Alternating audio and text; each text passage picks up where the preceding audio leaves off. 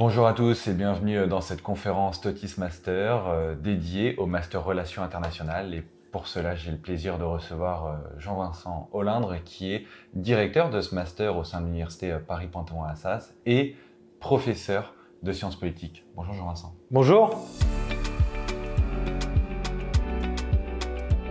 Alors Jean-Vincent, pour commencer, est-ce que vous pourriez nous présenter de manière globale ce Master Relations Internationales ? Alors le Master Relations Internationales, c'est un master qui a été créé il y a une vingtaine d'années par le professeur Serge Sur, qui est professeur de droit international, que j'ai repris depuis 5 ans environ, et qui a la particularité d'être porté avec Sorbonne Université et de proposer en quelque sorte toutes les matières des relations internationales. Le droit, la science politique, l'économie, qui sont proposées plus spécifiquement par l'Université Paris-Panthéon-Assas, mais aussi l'histoire. C'est sa particularité et les matières d'histoire sont proposées par Sorbonne Université. Et disons la particularité de ce master, c'est qu'à la fin, l'étudiant a 2 diplômes, le diplôme de Sorbonne Université, le diplôme de Paris-Panthéon-Assas. Très clair. Merci pour cette première réponse. Alors, parfois, ce terme de relations internationales paraît un peu vaste. Est-ce que vous pouvez un peu plus revenir sur ce à quoi forme ce master ? Le domaine des relations internationales, c'est effectivement un domaine très vaste, très transversal, dont on voit aujourd'hui l'importance lorsqu'on évoque la guerre en Ukraine ou le Covid ou la crise financière, 3 grandes crises qui ont touché récemment le monde. On voit bien que l'international a des effets sur l'interne, sur la politique interne. Donc les relations internationales, c'est la meilleure compréhension des faits internationaux, mais avec des regards qui sont complémentaires. Le regard du droit, c'est-à-dire l'évolution des normes internationales. On parle beaucoup aujourd'hui des atteintes au droit international, des atteintes au droit international humanitaire dans les guerres, donc typiquement des sujets de relations internationales. En sciences politiques, ça va être les relations de puissance, les nouvelles guerres et nouveaux affrontements entre les grandes puissances, la Chine et les États-Unis par exemple.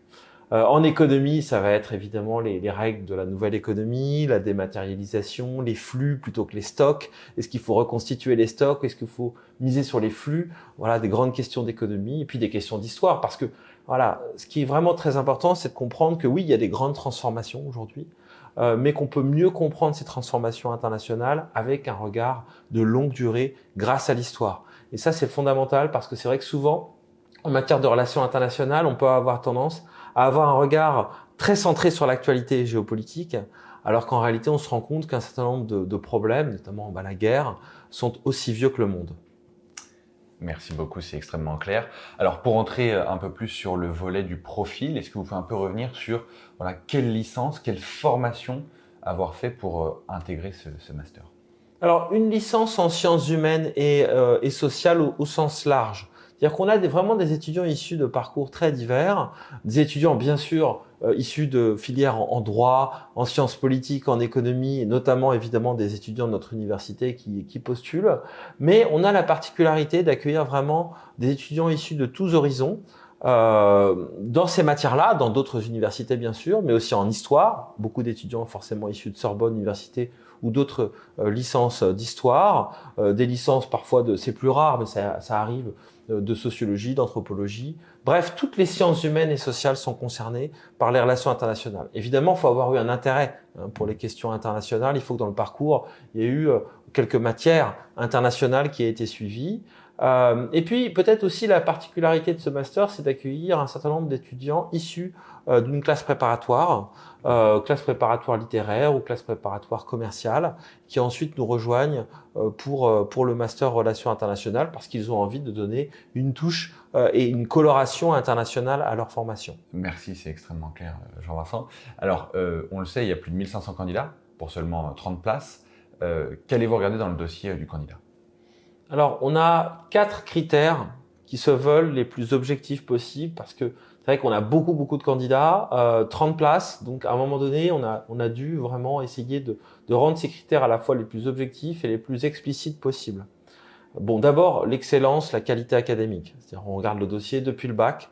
En général, nos étudiants, ils ont eu une mention bien, très bien, minimum au bac.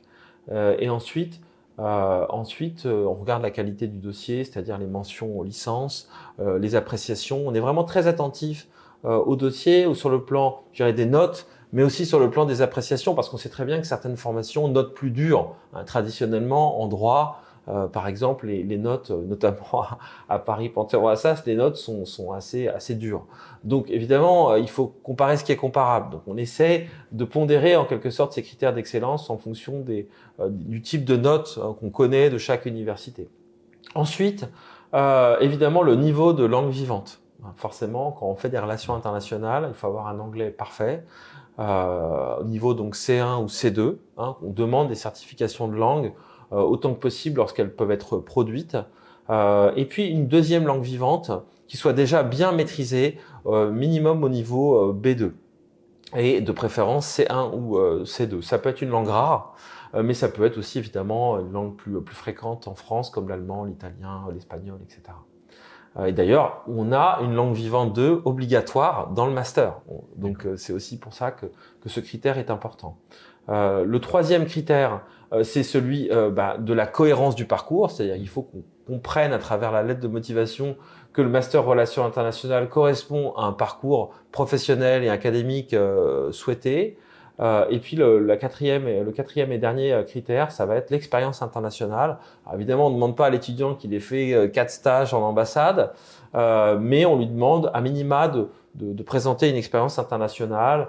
Ça peut être des voyages à l'étranger d'une certaine durée, un engagement humanitaire, ça peut être un stage d'observation. Voilà, c'est important qu'il y ait un minimum de lien avec les relations internationales et avec, disons, l'ouverture au monde.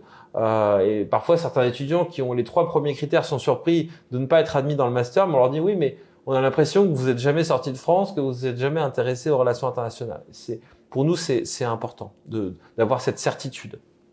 Merci encore une fois. Alors peut-être juste pour compléter un tout petit peu, qu'est-ce que vous conseillez souvent aux étudiants qui ont du mal justement à rédiger leur lettre de motivation? Est-ce que vous avez encore quelques conseils Le premier conseil que je donnerais, c'est de l'écrire soi-même. Ne pas faire appel à des parents ou à des amis ou même parfois à des sociétés spécialisées pour écrire la lettre de motivation. Ça se voit en fait, ça se lit clairement. On est quand même assez exercé quand on est professeur d'université, quand on dirige une formation depuis un certain temps. On sent tout de suite quand c'est pas sincère, et on le sent d'autant mieux qu'on fait passer des entretiens d'admission. Donc quand la lettre est convaincante et qu'on n'a pas repéré qu'il s'agissait pas d'une lettre très sincère, on le repère tout de suite à l'oral. Donc je dirais à l'étudiant, voilà, on a tous des forces et des faiblesses en réalité. N'importe qui, même celui qui a un dossier extraordinaire en première vue. Donc il faut que la lettre puisse expliquer le parcours et pourquoi finalement l'étudiant est là devant nous aujourd'hui et est amené ensuite à passer un entretien d'admission. Et donc d'expliquer tous les arguments en fait, et pas nécessairement qu'on ait la lettre la plus léchée qui soit. Évidemment, il faut qu'elle soit parfaitement rédigée, qu'elle soit convaincante, qu'elle soit bien argumentée, mais il faut surtout qu'elle soit sincère. Juste un dernier mot sur ces entretiens. En quoi ça consiste? Qu'est-ce que vous allez attendre? Alors, ce sont des entretiens qu'on organise grosso modo dans la première quinzaine de juin. Après avoir examiné les dossiers, on présélectionne entre 100 et 200 dossiers qu'on va écouter à l'oral, plutôt 150 en réalité. Et ensuite, donc, on fait passer un entretien où on demande à l'étudiant de dire en quelques mots finalement pourquoi il est là, pourquoi il veut faire ce master, et en ne répétant pas ce qui est déjà dans le dossier, c'est-à-dire en trouvant un angle un peu original.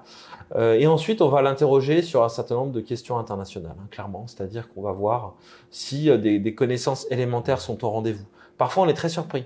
Des dossiers excellents, voire extraordinaires. On interroge, on pose la question qui est le secrétaire général des Nations Unies, et puis en fait, on a une réponse qui n'est pas la bonne ou qui n'est pas du tout donnée.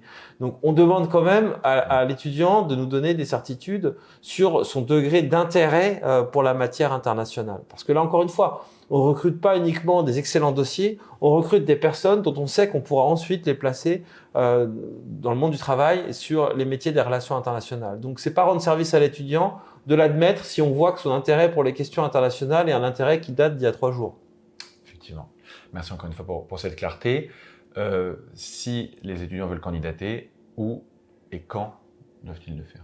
Alors, en Master 1, depuis cette année, il y a la plateforme Mon Master, donc qui permet de postuler, qui a été ouverte là le 22 mars pour les étudiants et qui l'est encore jusqu'en avril, je crois le 17 avril ou 18 avril, une date à peu près dans ces eaux-là. Enfin, je ne saurais trop conseiller aux étudiants de faire leur candidature le plus tôt possible, parce que parfois, si on le fait au dernier moment, il y a trop de monde sur les plateformes. Enfin, vous connaissez tous ces problèmes-là. Et donc, voilà pour la procédure d'admission. Simplement, on a aussi des étudiants internationaux. C'est important, ils peuvent être amenés à regarder cette vidéo.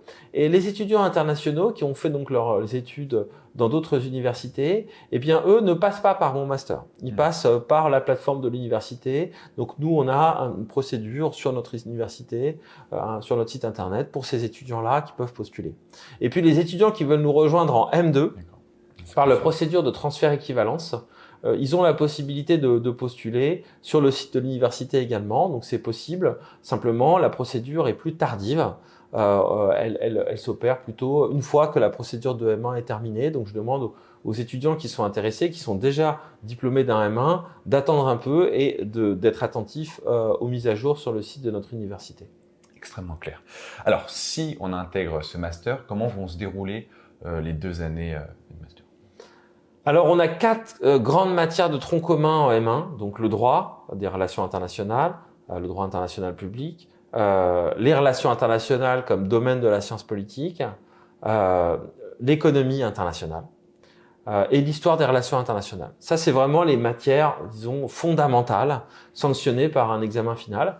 Et à côté de ça, ensuite, l'étudiant va choisir, je dirais, à la carte, en fonction de son intérêt, des sujets thématiques. Par exemple, on a une matière espaces internationaux qui s'intéresse à la mer, à l'espace, au spatial, enfin toutes ces questions relatives aux espaces internationaux. Donc ça, c'est des sujets plutôt thématiques. Il y en a un certain nombre. On a une offre assez large. En réalité, on a beaucoup de chance de ce point de vue, grâce à ce partenariat aussi Sorbonne, Paris, Panthéon-Assas. Et puis à côté de ça, des matières géographiques. Donc Russie dans les relations internationales, Afrique dans les relations internationales, Asie contemporaine. Donc là aussi, en fonction de l'intérêt de l'étudiant pour telle ou telle région, en fonction aussi de sa maîtrise de certaines langues étrangères. Certains, par exemple, maîtrisent le chinois, donc ils vont choisir plutôt Chine dans les relations internationales, Asie contemporaine, 2 cours qu'on propose, pour se donner une coloration plus Asie, parce que leur destinée professionnelle les conduit vers ces régions. Ça, c'est pour le M1. Et ensuite, en M2, il y a une spécialisation. On choisit soit de faire un mémoire, et donc de se spécialiser plutôt dans la recherche en relations internationales, et soit on fait un stage, et à ce moment-là, c'est plus l'insertion professionnelle, notamment dans le privé ou pour passer des concours du Quai d'Orsay. On a un premier semestre du M2 qui est extrêmement dense, avec des matières de spécialisation sur la politique étrangère, sur la question de finances internationales, des sujets plus pointus.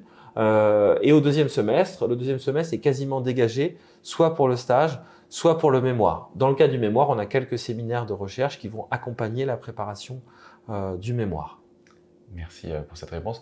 Alors, au niveau de l'organisation d'une semaine type, on est quoi? On est un peu dans la continuité de la licence. Et deuxième question, cet enseignement qui est pluridisciplinaire, comment ça se passe au niveau des étudiants? Est-ce que certains ont des difficultés? Alors, les étudiants qui ont fait une prépa, qui ont l'habitude d'avoir beaucoup d'heures de cours, sont pas très surpris. Parce que en réalité, il faut s'imaginer que le master relations internationales, notamment en première année, on peut dire que c'est une sorte de prépa accélérée d'introduction un peu vigoureuse aux relations internationales. C'est-à-dire que c'est vrai que les étudiants ont parfois le sentiment de ne pas avoir de temps pour leur travail personnel parce qu'ils ont entre 25 et 30 heures de cours par semaine. Ce que je leur explique, c'est que nous, on souhaite leur apprendre une méthode pour travailler vite et bien. Il faut savoir que quand on travaille dans un ministère, quand on passe le concours de Quai d'Orsay, qu'on doit rédiger une note, parfois on a très peu de temps pour le faire. Mais c'est même la plupart du temps le cas. C'est-à-dire que les métiers des relations internationales supposent des qualités d'adaptation, des qualités de rapidité d'exécution et de rédaction vraiment réelles, vraiment impressionnantes. Donc, on met d'emblée, par une sorte d'électrochoc, les étudiants dans le bain, si j'ose dire, dès le premier semestre du M1. C'est vrai que ça peut les surprendre.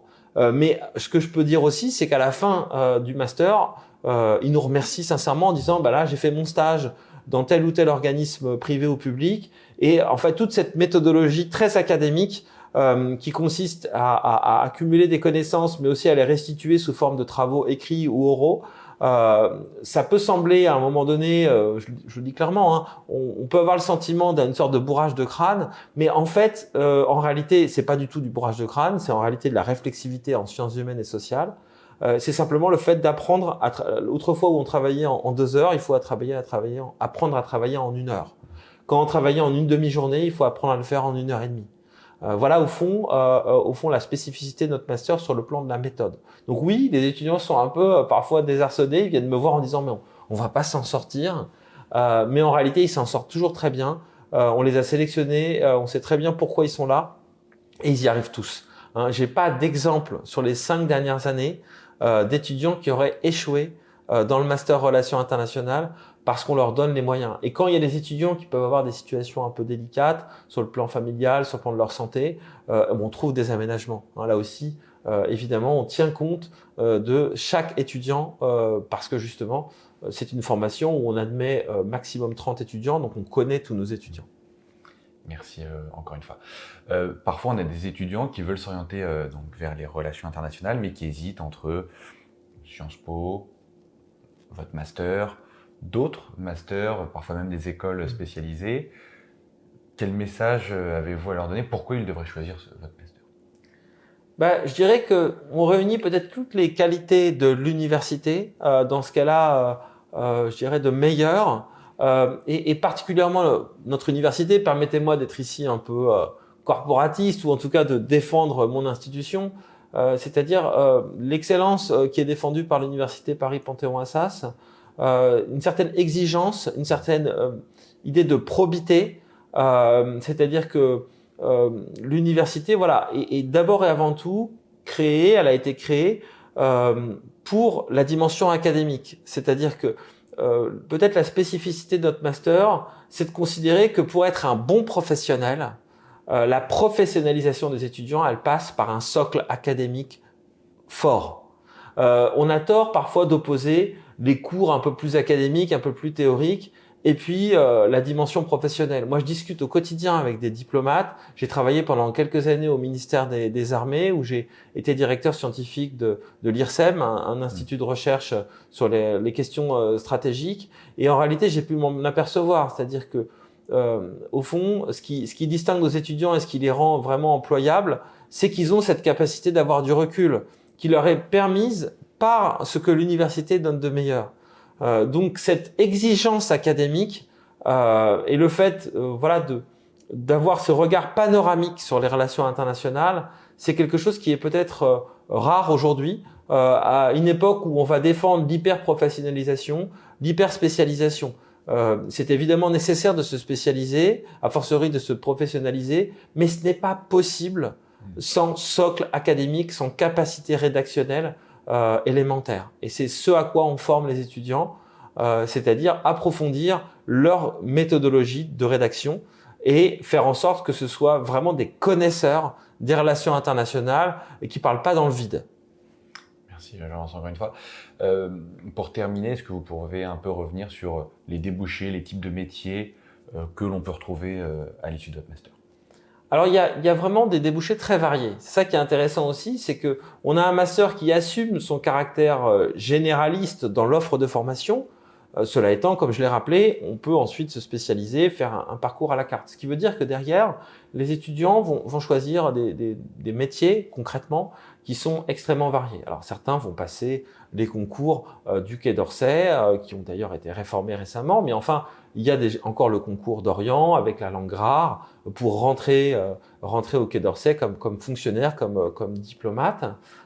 Et de manière générale, certains rentrent comme contractuels. Ils rentrent pas forcément avec le statut de fonctionnaire, mais ils vont rentrer donc au ministère, dans différents ministères, d'ailleurs pas seulement le ministère des Affaires étrangères, ça peut être le ministère des Armées aussi, bien sûr, sur des fonctions comme contractuelles, de cadre en général, B ou A, mais comme contractuel ou comme statutaire.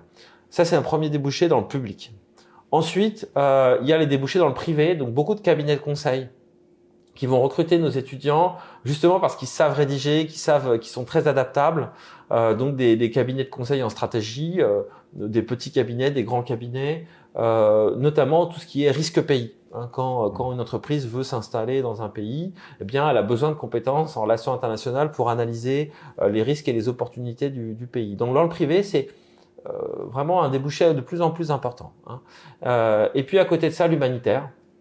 Alors c'est pas le débouché principal, mais on a les ONG, ces organisations non gouvernementales qui aujourd'hui accueillent un certain nombre de nos étudiants, notamment dans la dimension humanitaire. Mais on n'est pas un master spécialisé sur cette dimension humanitaire. Cela étant, c'est tout à fait. Il y a toujours 1, 2, 3 étudiants par an qui choisissent ça. Et puis le dernier débouché, c'est le débouché de la recherche, donc faire une thèse. Et ensuite rentrer comme chercheur, soit dans des think tanks, hein, des laboratoires d'idées comme l'Institut français de relations internationales ou la Fondation pour la recherche stratégique, ou des think tanks évidemment internationaux, hein, le IISS à Londres ou Brookings Institution aux États-Unis, à Washington. Donc voilà au fond les 4 grands débouchés. Donc ce qui est intéressant justement, c'est que les étudiants dans notre master ont finalement des velléités professionnelles assez variées. Et donc ça fait des promotions très diverses d'étudiants français, d'étudiants internationaux. Et c'est aussi ce qui contribue à la réussite de notre master. C'est qu'on forme pas à un métier en particulier, mais on forme à une méthode d'analyse et de compréhension des relations internationales qui est applicable dans différents métiers. Merci Jean-Vincent. Merci à vous. Bon courage à toutes celles et ceux qui souhaitent s'orienter vers ce master. On vous invite à postuler sur la plateforme Mon Master si vous voulez l'intégrer en Master 1. Et puis on vous dit à très vite sur Totis Master. Au revoir.